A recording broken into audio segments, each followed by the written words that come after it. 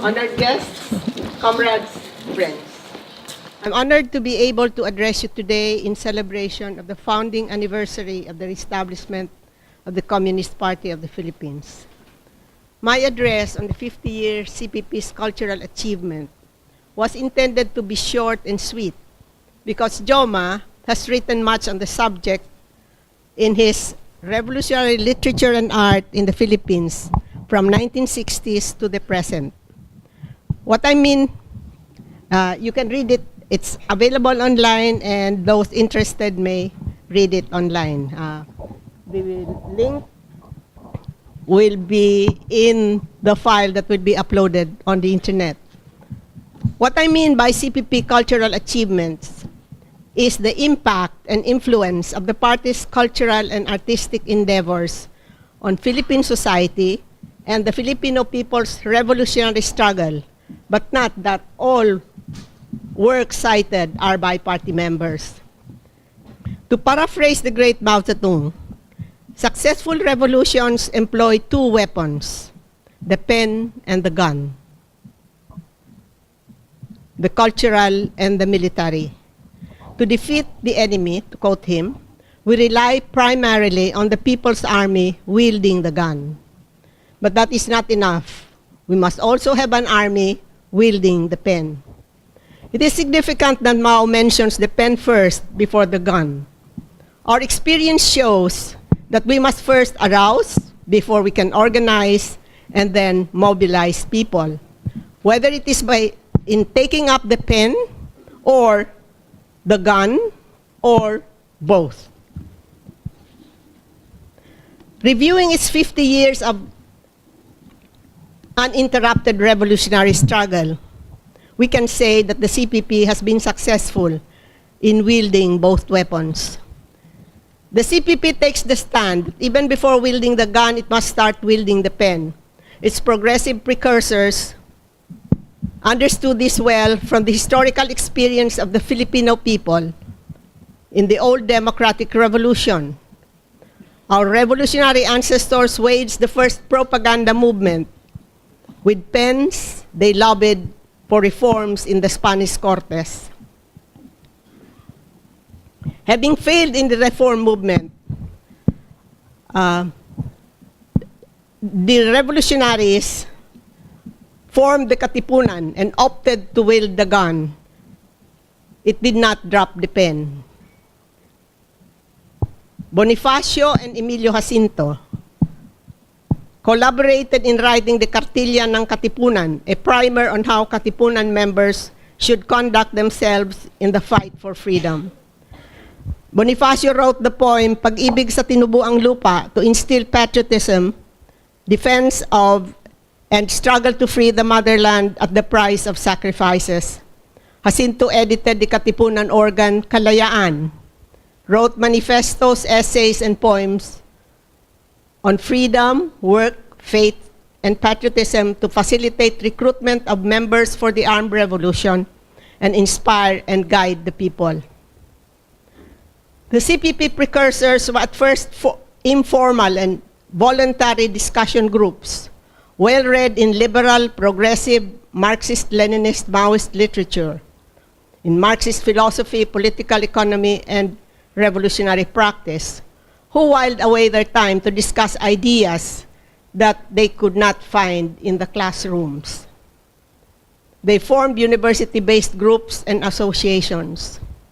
One of them was the Student Cultural Association, the first one, the Student Cultural Association of the University of the Philippines, SCAOP.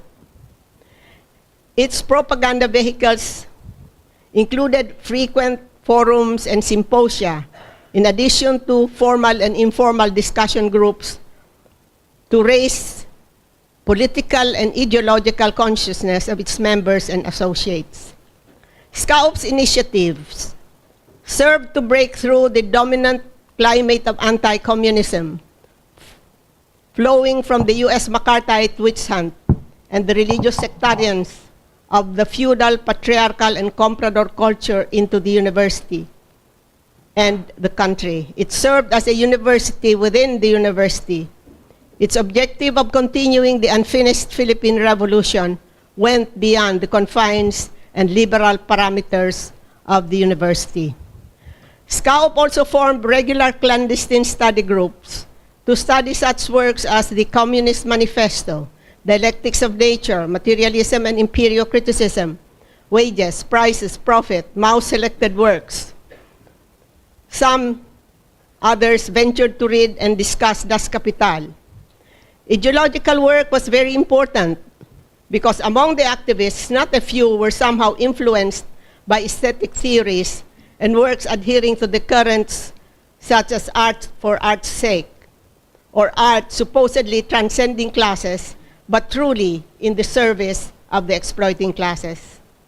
SCAUP cooperated with the UP Journalism Club, the Philippine Collegian, the UP Writers Club, and fraternities and sororities to promote its political line and advocacies, such as the fight against the anti-communist witch hunt undertaken by the Committee on Anti-Filipino Activities. Its members associated with progressive elders. They connected with trade unions and built contacts with student leaders in the downtown universities. These are the private universities in Manila. By 1963, the CPP precursors were able to establish progressive publications to publish the Progressive Review, which was relatively more stable than their earlier little magazines. And later in 1967, the struggle for national democracy, which then became a study material for the National Democratic Movement. However, they continued to use the Philippine Collegian and from time to time publications such as the Philippines Free Press and Kislap Graphic, to which they submitted their literary works, press releases, statements, and manifestos. They made friends and recruited journalists and writers. After Kabataang Makabayan was established in 1964, the National Democratic Mass Movement grew all over the country. KM had a cultural bureau which sought to organize writers, artists, and performers. The composer Felipe de Leon composed the music for the KM anthem. The KM systematized and conducted cultural work consistently. More groups were formed, social investigation, and mass integration teams doubled as cultural teams to perform in factories, urban and rural communities, college and high school campuses, where more performers were recruited and organized to popularize revolutionary songs and other art forms. Doing propaganda and cultural work among the masses necessitated the use of the national language and the local lingua franca. Propaganda and other educational materials were translated into Tagalog. KM campaigned for the national language as the principal medium of education and literary development. University professors and instructors, high school teachers, and writers in English were encouraged to use, write, and conduct discussions in Filipino. Tagalog and other local languages were used in the conduct of propaganda and agitation among the toiling masses. The cultural and propaganda performing teams conducted systematic social investigation, mass integration, propaganda and organizing among the youth in urban and rural communities, in factories and school campuses. Aside from staging performances, they conducted discussion groups and meetings where urgent issues of the day were taken up in addition to the educational materials they brought with them, consisting of the KM Constitution and Program and mimeographed parts of struggle for national democracy. The schools for national democracy were organized. In their mass work, the activists learned at first hand the concrete manifestations of the evils of US imperialism and their subservient domestic ruling classes of landlords and compradors, and the double exploitation and oppression these imposed on the toiling masses. They learned how to expose these evils, to imbibe the aspirations of the masses for a better life, and work out with them the tactics for fighting the manifestations of these evils in their localities. Thus, they were able to produce propaganda, literature, and art of social and revolutionary significance that easily resonated with the masses and inspired them to join the movement. Towards the CPP founding in 1968, intensive ideological, political, and organizational work were conducted.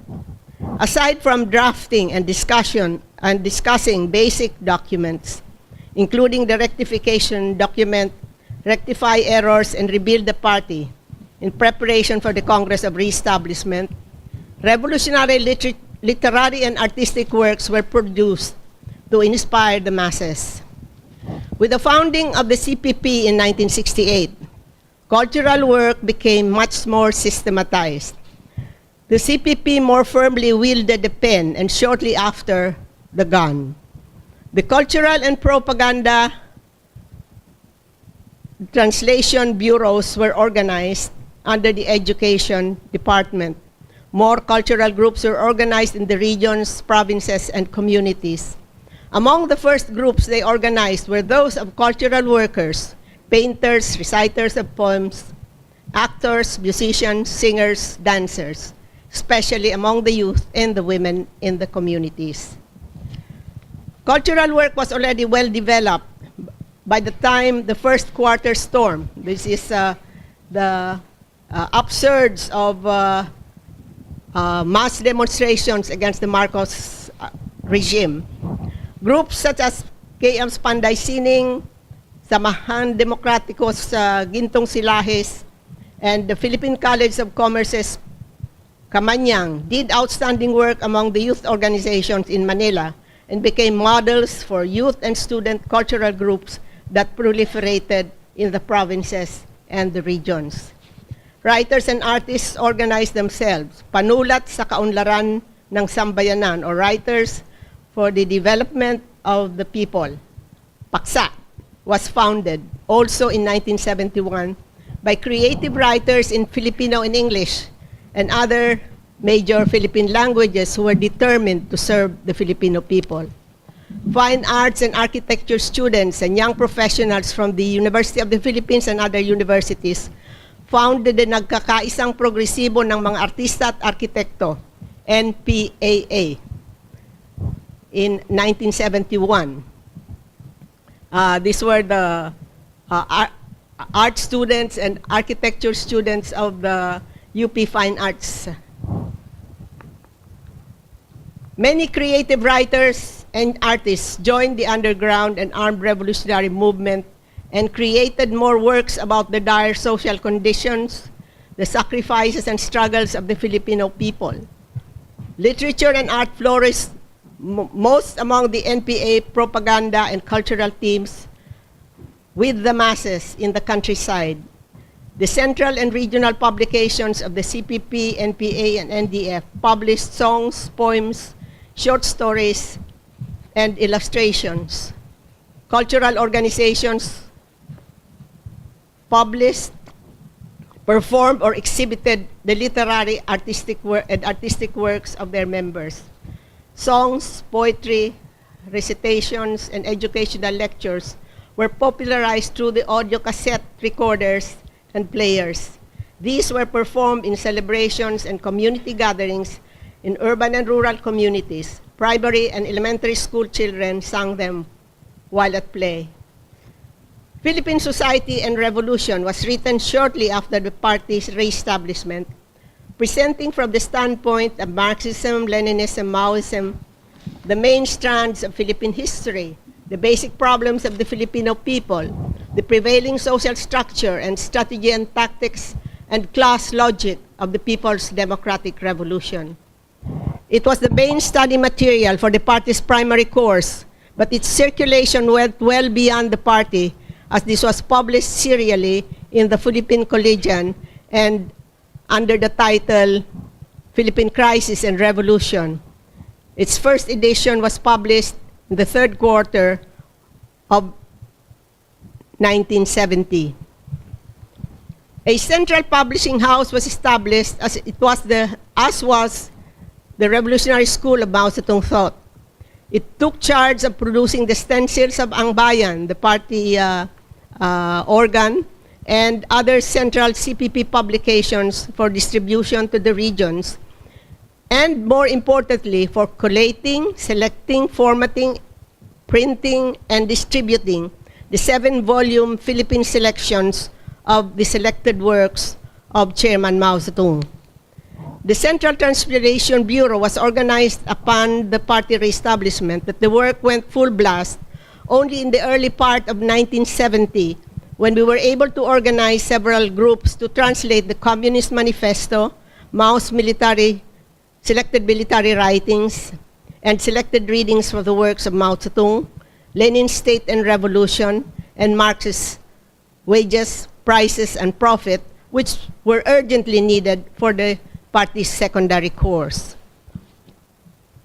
When martial law was proclaimed, artists and creative writers joined the underground and became red fighters, and at the same time practiced their craft. Many writers and artists became martyrs, and many more were imprisoned. Fascist repression took a toll, as party cadres and members were captured and imprisoned, but neither prison walls nor barbed wire fences could silence them.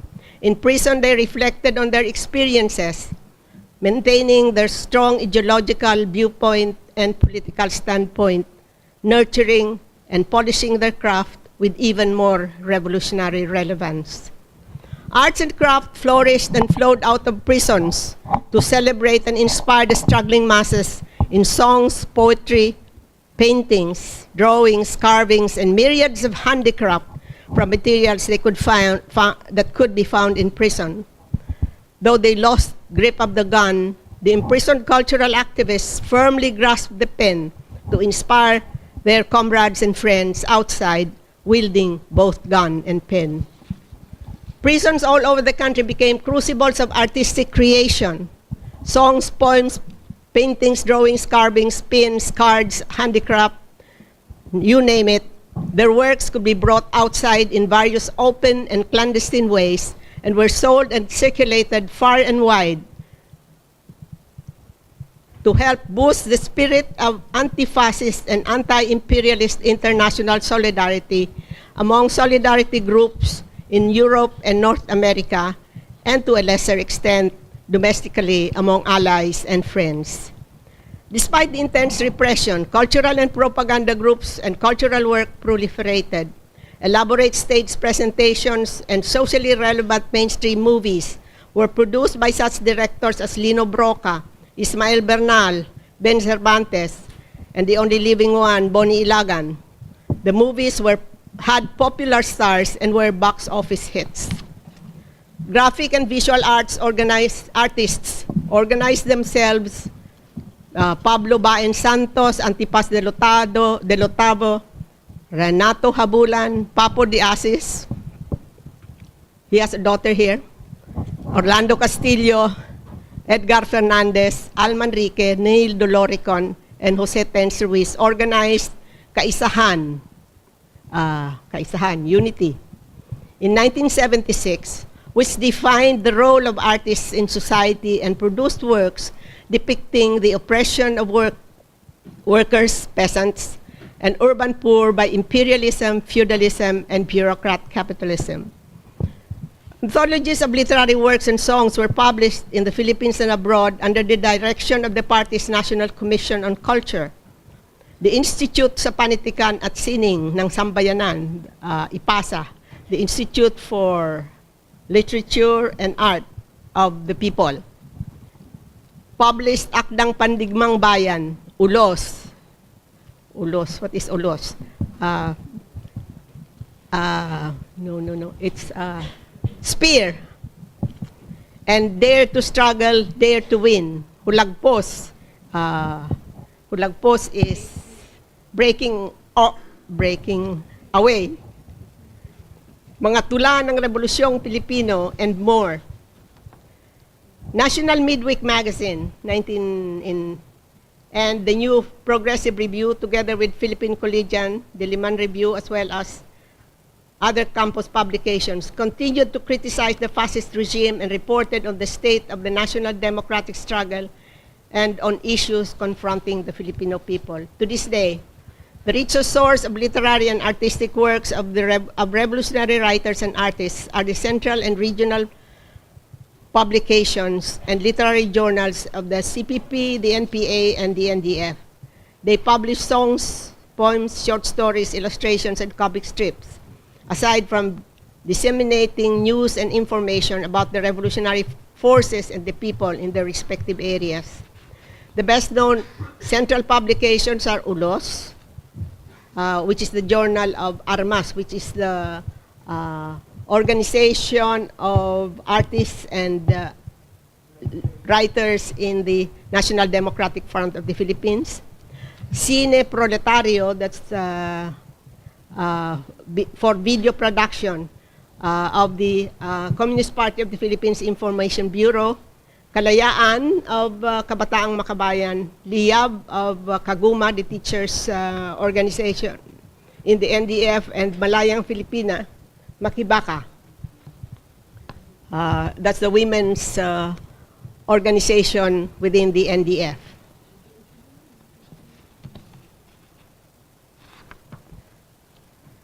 The CPP and the National Democratic Movement in both urban and rural areas gained momentum and grew in strength, in size and strength during the pre-martial law and martial law rule of Marcos, despite the counterinsurgency strategy using the triad concepts of intelligence, cyber, and combat operations under the AFP Oplan Katatagan.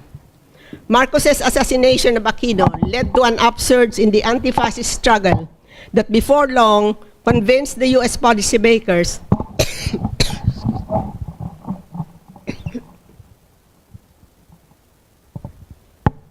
to drop Marcos, encourage a fraction of the military to organize themselves into the Reform the Armed Forces Movement, RAM, against Marcos, and support the anti-Marcos reactionaries to drive a wedge between the growing alliance between the anti-Marcos reactionaries and the revolutionary forces.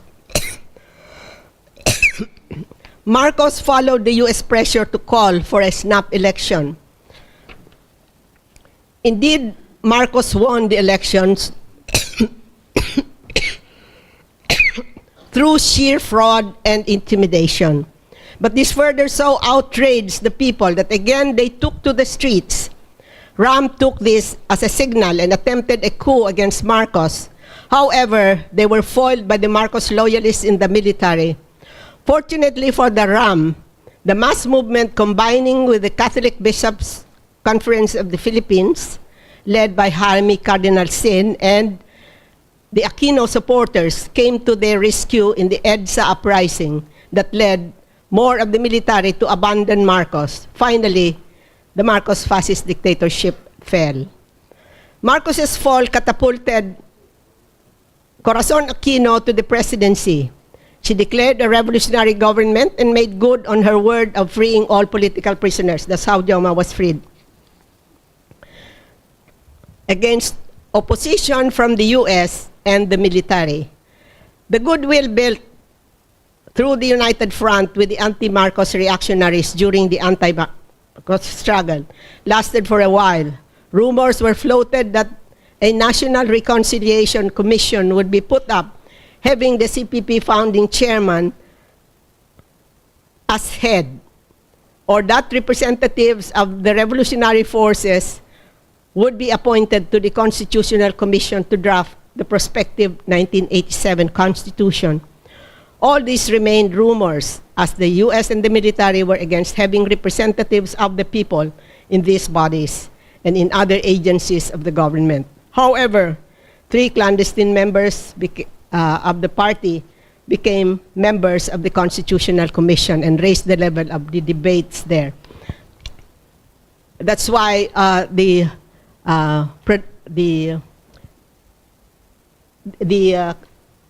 1987 Constitution did not come out on time because of these debaters who were there. Ceasefire negotiations were supposed to graduate to peace negotiations of substantive issues, but failed due to the opposition from Aquino's handlers. Aquino proved to be putty in the hands of the military. The presidential security guards, with some reinforcements, carried out the Mendiola massacre of peasants demanding implementation of agrarian reform on January 22, 1987. By February 1987, Aquino unsheathed the sword of war. Behind the bourgeois constitutional processes, militarization was intensified and fascist repression of the basic masses and the progressive forces returned and continued to be widespread. By June 1987, there were attempts to assassinate Buscaino, the former NPA chief, and shortly after, Dr. Nemesio Prudente, a cooperator in the founding of the NDF. There were other assassinations of legal leaders of the National Democratic Movement, among them Leon Alejandro, Bayan Secretary General, on August 28, 1987, and Rolando Olalia, KMU and Partido ng Bayan chairman, and his driver, Leonor Alayay, who were tortured, mutilated, and murdered on November 12, 1987. These atrocities were part of Aquino's Oplan Lambat Bitag 1 and 2 campaigns, with the AFP Chief of Staff and later Defense Secretary Ramos as chief implementer. The campaign did some damage to the revolutionary movement but failed to destroy its strong Marxist-Leninist Maoist foundation, even as the enemy campaign coincided with the growth of internal ideological and political errors within the CPP, the NPA, and the NDF, which loosened their grip on the gun as they did on the pen.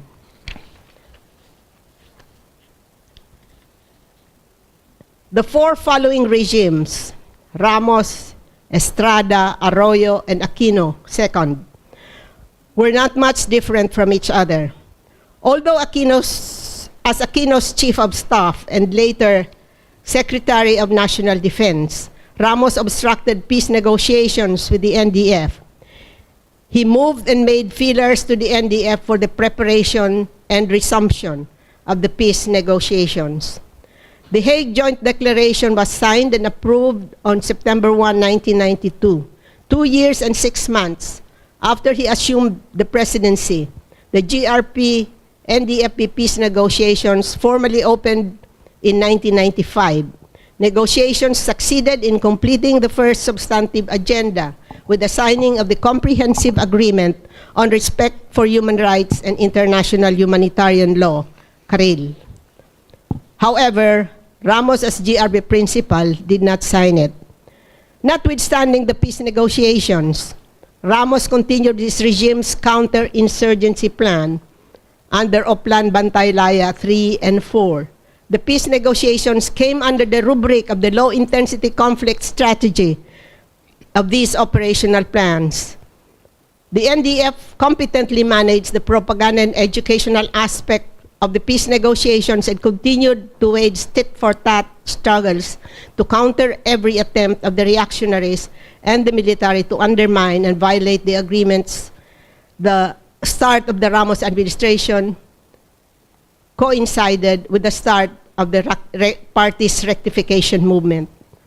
The rectification documents reaffirm our basic principles and rectify errors, stand for socialism against modern revisionism, and general review of important events and decisions from 1980 to 1991 were issued and distributed for study by the entire party membership. The SGRM was a massive education movement conducted to reaffirm the CPP's ideological and political line. Regular party education on the basic and intermediate courses were revived. Social investigation, including grievance sessions, to ferret out errors and shortcomings, reassessments, summings up, were conducted to regain the trust and confidence of party members and the masses, especially in the abandoned guerrilla areas. NPA units worked hard to recover and expand the mass base in the countryside. The NPA strove to overcome the series of counter-insurgency plans of successive post-Marcos presidents after Aquino's Lambat Bitag 1 and 2, Oplan Lambat Bitag 3 and 4, and Oplan Pagkalinga under President Ramos, Oplan Makabayan under President Estrada, Oplan Enduring Freedom, Buses so-called anti-terrorism plan adopted by Gloria Arroyo, and Oplan Bayanihan by Aquino the second. Wielding the pen, the loyal party cadres and members set out to fight the propaganda battle on two fronts: the reactionary media of the ruling classes and those produced by the anti-party breakaway groups that found favor with the enemy media. The anti-party elements eventually nestled themselves in the reactionary regime, with some of them becoming highly placed officials in the government and becoming silent as they were too busy enriching themselves and building their mansions. The loyal party cadres and members had to work doubly hard to be able to win over those whom the anti-party elements had misled. Ang Bayan, the party organ, was reoriented from the liberal and revisionist direction to which it was steered by the former editor who got enamored with Gorbachev's ideas of glasnost and perestroika and turned out to be an incorrigible anti-party element. Revolution, the CPP theoretical journal, was revived and carried the rectification documents of the central organs and the regional committees, as well as theoretical articles on People's War, the United Front, and the International Communist Movement. The regional party publications that had fallen silent for some time were revived. They started to use the internet and posted their works. Cultural and artistic activities all over the country steadily picked up in variety, volume, and quality reached during the anti-Marcos dictatorship struggle. Alternative online media outfits such as Bulatlat and Kudao Productions were established since 2001 and have since then published commentaries, special reports, multimedia productions, and poetry. Like all his presidents since Marcos, Ramos embraced the neoliberal policy regime of trade and investment liberalization, deregulation, and privatization. He artificially buoyed up the economy with foreign loans and investments for a boom in private construction until the disastrous Asian crisis of 1997 at the expense of the people's sovereignty and national patrimony, as he proceeded to sell off government corporations such as the Metropolitan Water Works and Sewage System, and even Fort Bonifacio to foreign monopoly corporations. When Estrada was elected and assumed the presidency in June 1998, he approved and signed the Carril. This seemed to augur well for the peace negotiations. But less than 2 months after, he ratified the Visiting Forces Agreement with the United States, and the NDFP called him to task for violating Philippine sovereignty and integrity. When the NPA captured and took as prisoners of war 2 ranking AFP officers, Estrada declared unilateral suspension of the peace negotiations and the JASIG in May 1999. The peace negotiations stopped until it was resumed after his ouster and the assumption to the presidency of his vice president.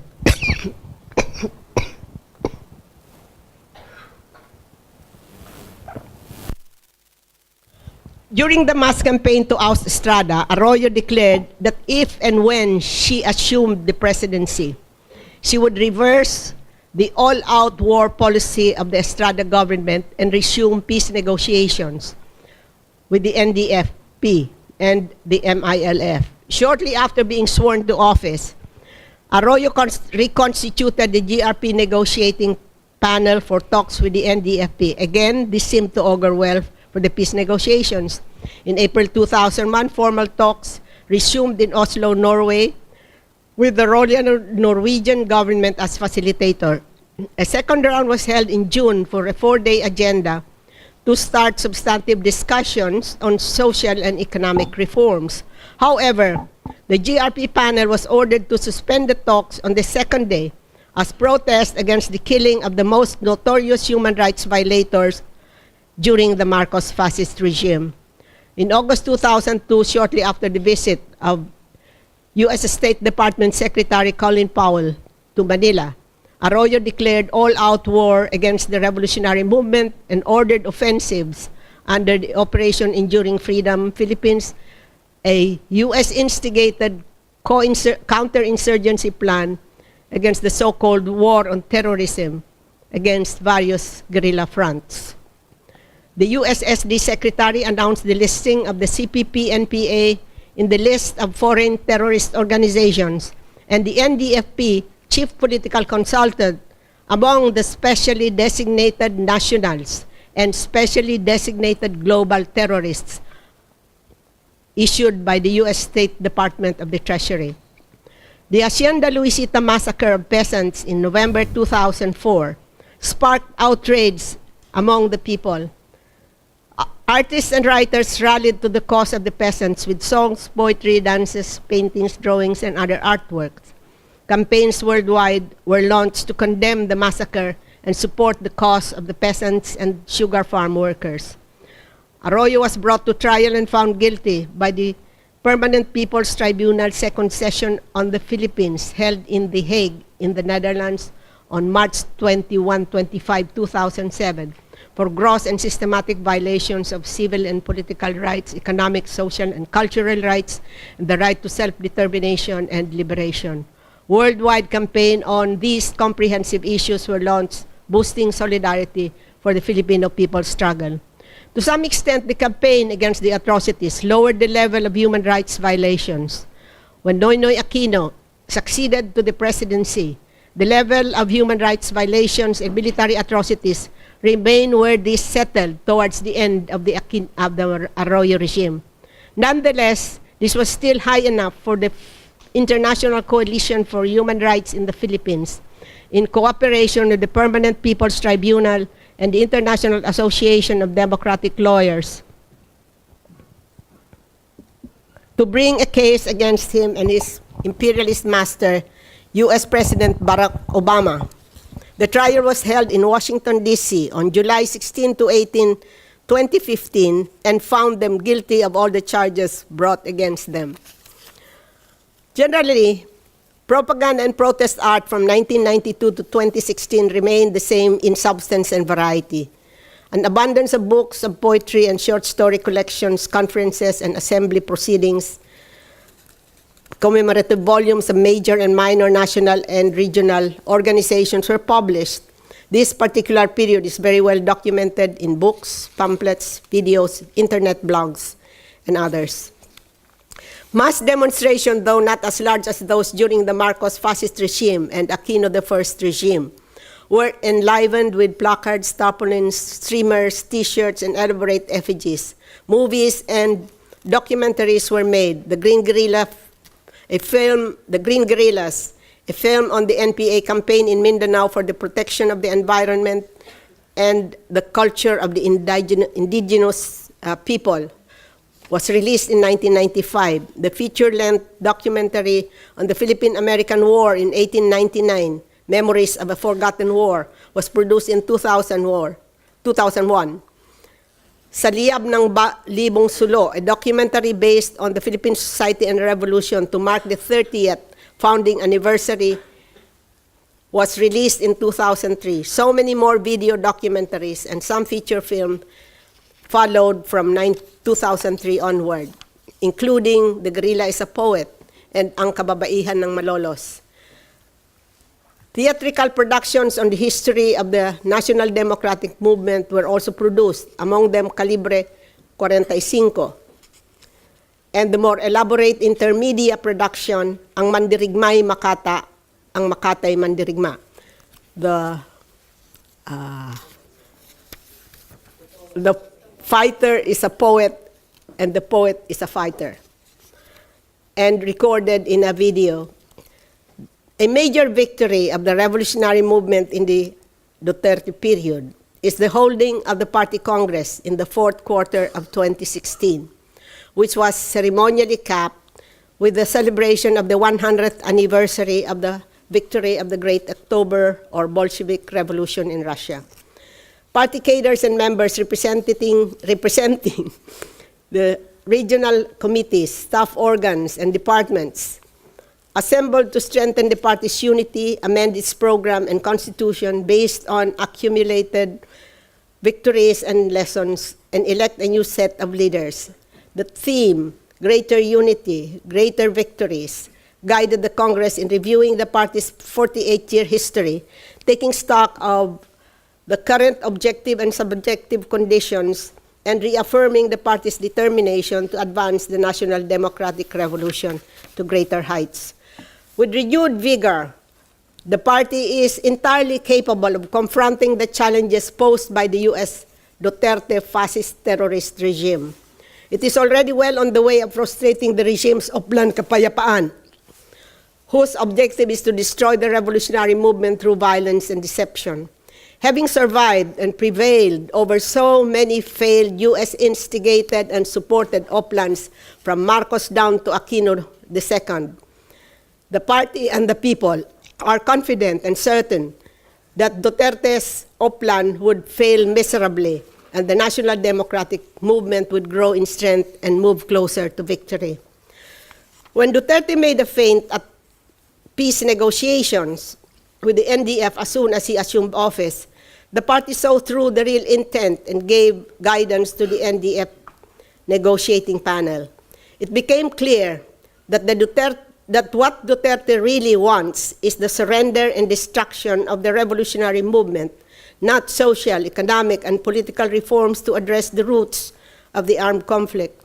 Now it is entirely clear that what he desperately wants to the point of lunacy is absolute power through fascist dictatorship, with him as dictator for the rest of his life and perpetuated through his children so that they can continue grabbing wealth through bureaucratic corruption.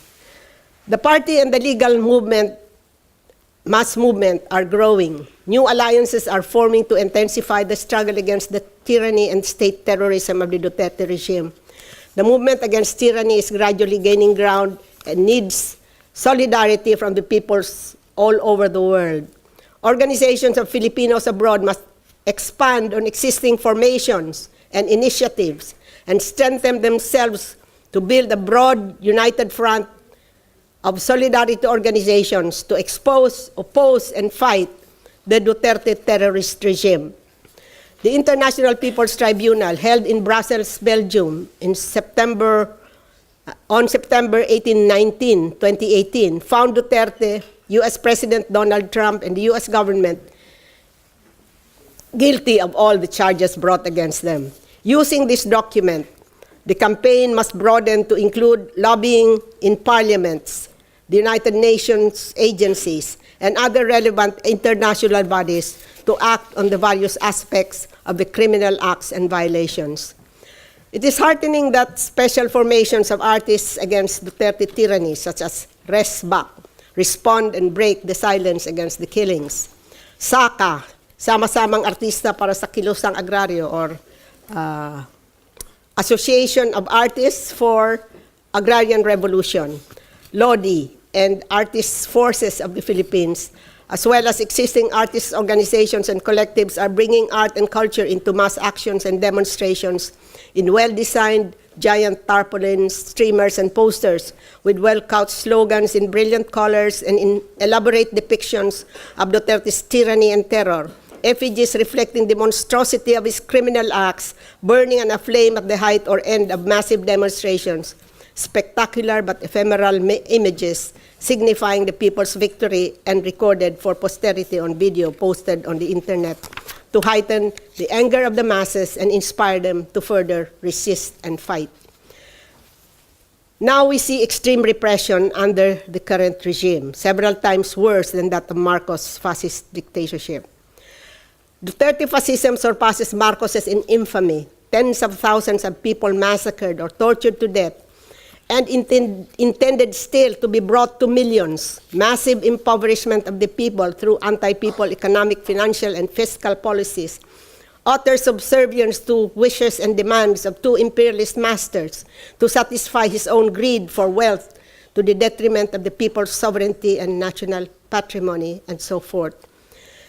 Would the intensity of the people's resistance against this evil produce, shape, and temper new cultural activists to create great literary and artworks from all media available to them, surpassing in quantity, quality, and variety those of their predecessors. Can we discern signs that they would?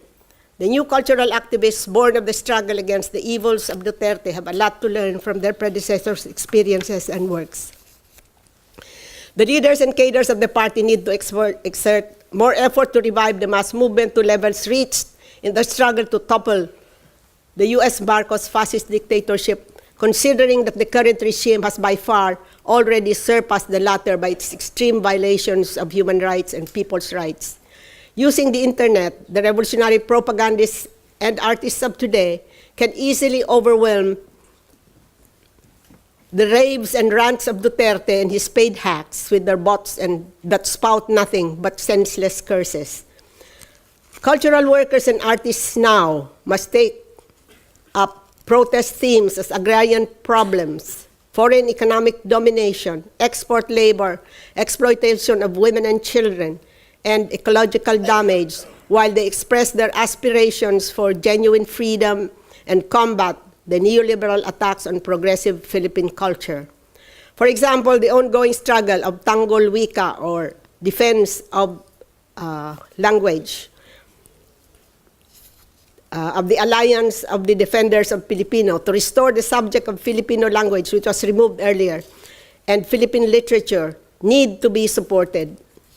I would like to cite a successful and vibrant propaganda campaign worthy of emulation. 1 Billion Rising came to the international scene in 2012 and found its way to the Philippines. It started as a movement of feminist or gender identity politics. This evolved into a comprehensive anti-imperialist and anti-reactionary concerns.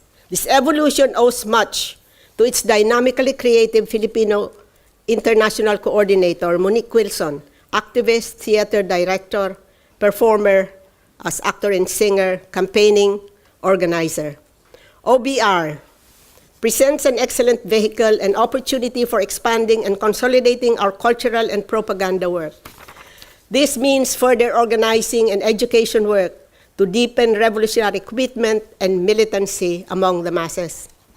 Let us all contribute our utmost to the people's unified cultural offensive against imperialism, aware that its overwhelming dominance necessitates strong organizations with strong leaderships guided by the ideology, politics, and methods of a party of the most advanced and most productive class in our society today.